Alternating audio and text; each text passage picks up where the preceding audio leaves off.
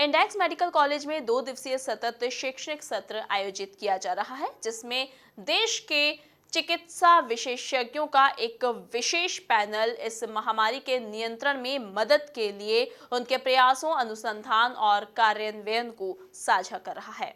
देखिए report. Index medical college corona संक्रमण के दौर में लगातार मरीजों की देखभाल और चिकित्सा छात्रों के प्रशिक्षण में लगा हुआ है।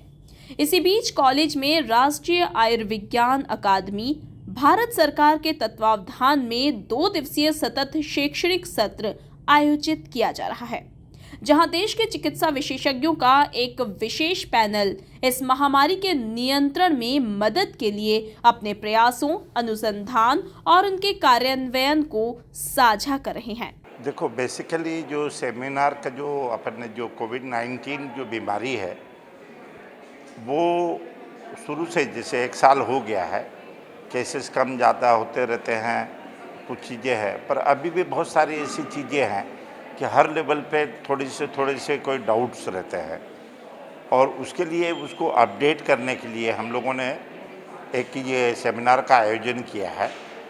उसमें गवर्नमेंट ऑफ इंडिया से भी मतलब मैंने हेल्प ली है, और जितने भी स्पीकर अपने हैं, कोई जांच में है, कोई ट्रीटमेंट में है, तो जो राष्ट्रीय स्तर के जो एक्सपर्ट हैं, उन पैनल को हम लोगों ने यहाँ पे बुलवाया है और उसको ऑर्गेनाइज करके न कि उनके क्या व्यूज़ है, और उससे एक कॉमन कंसेंसस बनाएंगे कि कोई भी कोविड का आता है तो कैसे अपन को अप्रोच करना है। ये बेसिक उद्देश्य है। डेफिनेटली क्या है कि बहुत सारी चीज़ें ऐसी है कि अभी जितने भी जो गाइडलाइंस आ रही है उसके मान से अपन लोग काम कर रहे हैं। इस सेमिनार से जो एक्सपर्ट्स का है और यहाँ के भी जितने भी जो अनुभवी डॉक्टर्स हैं, जो ट्रीट किए, प्रिवेंशन में, कम्युनिकेशन में, सब में ये किया, तो उन सब लोगों का बीच में डिस्कशन होगा, और डेफिनेटली ये अल्टीमेटली सोसाइटी के लिए ही है। कोरोना वायरस है तो उसको अपन को किस तरह से बचाव करना है, ट्रीटमेंट प्रोटोकॉल क्या है।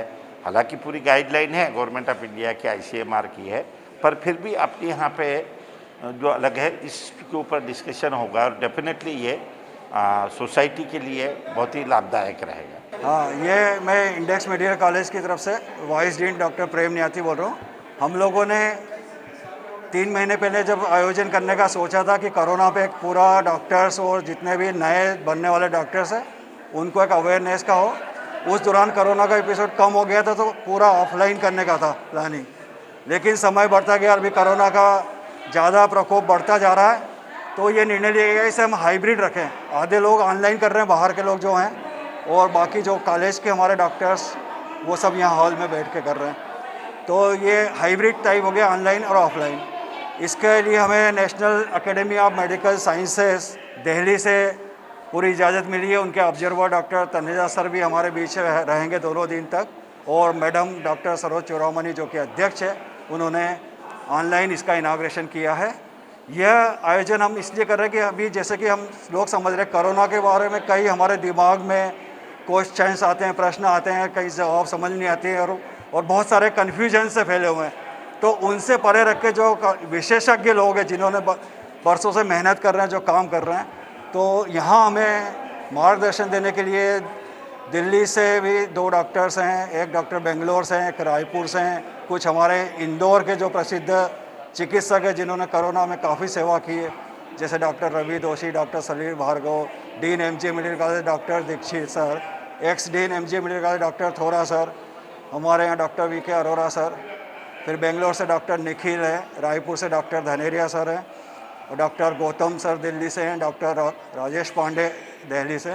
तो ये लोग सब अपने अनुभवों को हम सबके सामने देंगे। फिर जो सवाल जवाब का सत्र होगा तो उसमें अपनी जिज्ञासा सभी डॉक्टर्स पूछ सकेंगे, और उसी का तो इसका मकसद ये है कि भविष्य में, अभी तो हम जूझ ही रहे हैं इस बीमारी से, तो उसका कैसे समाधान करें, और भविष्य में इस तरह के आते हो तो हम लोग क्या क्या प्रयास कर सकते हैं।